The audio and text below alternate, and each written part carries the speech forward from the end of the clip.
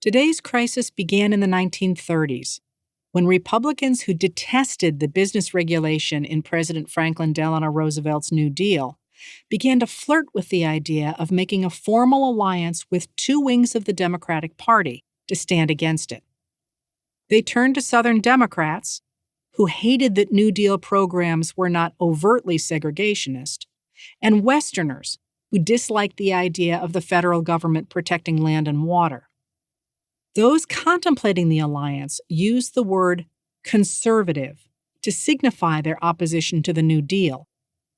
They insisted that a government that answered to the needs of ordinary Americans was a dangerous, radical experiment. This was not an accurate description of conservatism. It was a political position. In the 1920s, Republicans had taken control of both Congress and the White House from progressive-era Democrats.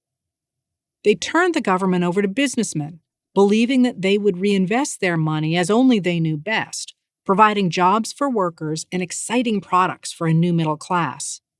At first, as the nation's new, glossy magazines advertised refrigerators and radios, stockings and speedboats, those policies seemed miraculous. But then the Great Crash of 1929 and the Great Depression that followed it revealed how poorly distributed the nation's paper prosperity had been.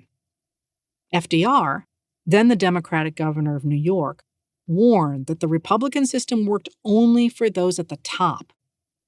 Democracy is not safe if the people tolerate the growth of private power to a point where it becomes stronger than their democratic state itself, he later explained. That, in its essence, is fascism. Ownership of government by an individual, by a group, or by any other controlling private power. He told the American people they deserved a New Deal. Desperate to break out of the Depression, Americans embraced FDR's promise to use the federal government to protect ordinary Americans.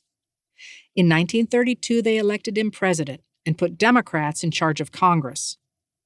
In place of businessmen, Democrats brought into the government new voices, like law professors and economic advisors, a so-called brain trust.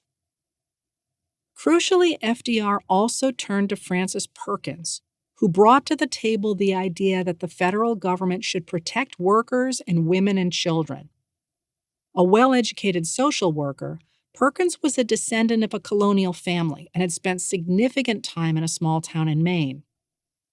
In 1911, she had witnessed New York City's horrific Triangle Shirtwaist Factory fire, in which 146 workers, mostly young women, leaped to their death from a burning building after their bosses had locked the doors to keep them from sneaking brakes on the fire escapes.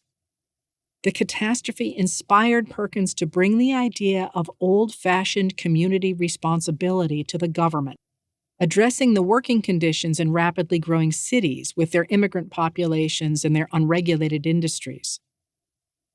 Recognizing the growing power of women in the Democratic coalition and eager to understand the needs of marginalized Americans, FDR named Perkins to his cabinet as Secretary of Labor.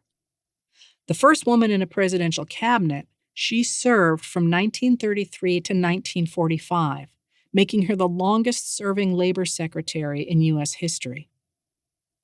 To get rid of the financial free-for-all that had sparked the Great Crash and the Great Depression, Congress regulated the stock market and limited the ability of bankers to use depositors' money to speculate in stocks. It also set maximum weekly hours and minimum wages for workers, 44 hours and 25 cents an hour, and prohibited child labor. It guaranteed workers the right to join unions. It provided jobs for the unemployed, and it raised tax rates on the wealthy.